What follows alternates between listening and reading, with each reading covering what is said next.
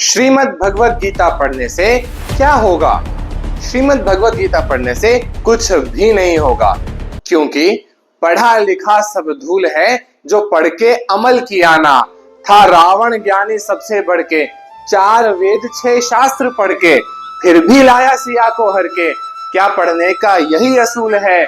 जल गई लंका मिली सियाना, जो पढ़ के अमल किया ना। और अगर भगवत गीता पढ़ के उस पे अमल किया जाए तो हमारे साथ क्या होगा? तो चलिए देखते हैं जिन्होंने सबसे पहले भगवत गीता को सुना उनका इसके प्रति क्या रिव्यू रहा।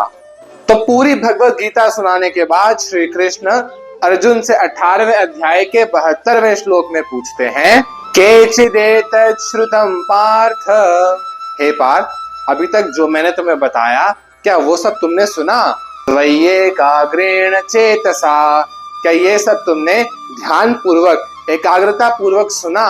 केचिद अज्ञान सम्मोह, क्या तुम्हारे अंदर जो अज्ञान की भावना आ गई थी, तुम्हारे अंदर जो मोह आ गया था, उसका कुछ अंश भी ये ज्ञान सुनने से प्रणष्टस्ते धनंजय। हे धनंजय, क्या वो अज्ञान वो मोह तुमसे कुछ दूर हुआ? वो अर्जुन जो कुरुक्षेत्र की युद्ध भूमि में अपने परिजनों को अपने सामने देखकर घबरा गया था और युद्ध छोड़कर वन में जाकर भिक्षा मांगकर रहने को तैयार था, इतना सारा ज्ञान सुनने के बाद वो इतना मोटिवेट हो गया कि वो कृष्ण भगवान को क्या उत्तर देता है? नष्टो मोह स्मृतिर्लब्ध्वा, कि मेरा जो मोह था वो सब नष्ट हो गया है और मेरी जो स्मृति थी, मेरा जो ज्ञान था वो लब्ध्वा, मुझे वो पुनः प्राप्त हो गया है।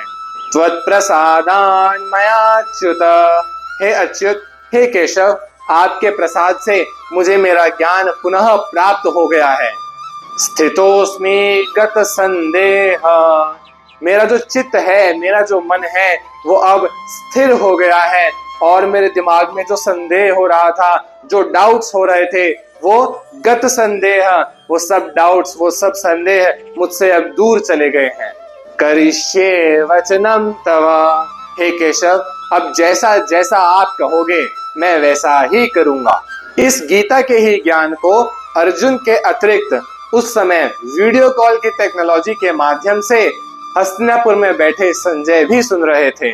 तो चलिए देखते हैं कि संजय का इस ज्ञान के प्रति कैसा रिव्यू रहा, कैसा रिएक्शन रहा।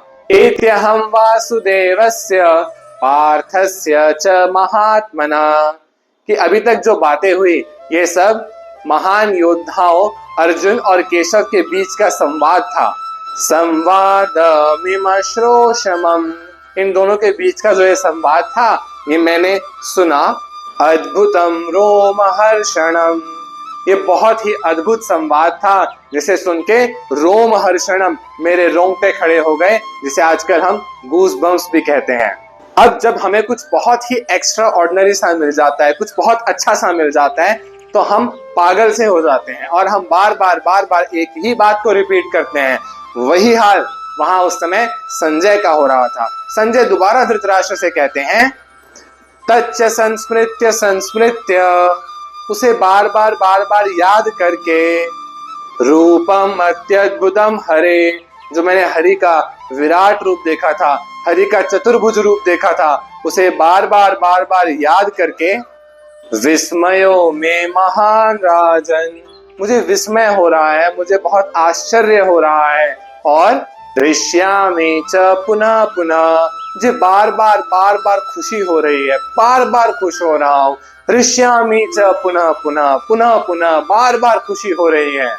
और श्रीमद् भगवत गीता के इस अंतिम श्लोक में संजय कहते हैं, यत्र योगेश्वर कृष्णो यत्र पार्थो धनुर्धर, कि जहां पर श्री कृष्ण योगेश्वर श्री कृष्ण और धनुर्धर पार्थ ने ये जो ज्ञान लिया था, इस ज्ञान को जो पढ़ेगा और उसका अमल करेगा, उसके साथ क्या होगा? तत्र श्री विजयो भूत, वहां पर श्री अर्थात लक्ष्मी, लक्ष्मी मतलब लक्ष्यते इति लक्ष्मी, हमारे लक्ष्यों को प्राप्त करने के लिए जो जो साधनों की हमें आवश्यकता होती है वो सब हमें आगे से आगे मिलते चले जाएंगे। तो वहां पर तत्र श्री विजयो, वहां आपकी हमेशा विजयी होगी।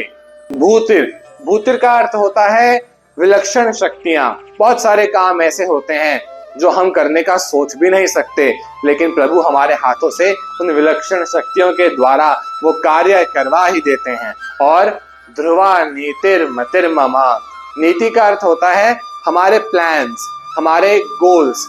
ध्रुव मतलब होता है जो बिल्कुल स्थिर हो। तो क्या बोल रहे हैं, जो भी गीता के ज्ञान को अपने जीवन में उतार लेगा, उनके जो लक्ष्य होंगे वो बिल्कुल स्थिर हो जाएंगे और उसी के अनुसार वो प्लानिंग करेंगे, उसकी एग्जीक्यूशन करेंगे और मेहनत करके प्रभु की कृपा से, प्रभु के आशीर्वाद से अपने लक्ष्य को अवश्य ही प्राप्त करेंगे।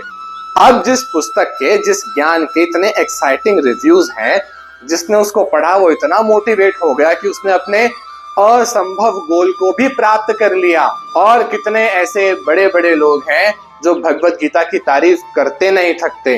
तो आपको नहीं लगता कि हमें और आपको भी भगवत गीता का अध्ययन करके उसके जो सीख है उन्हें अपने जीवन में उतारना चाहिए।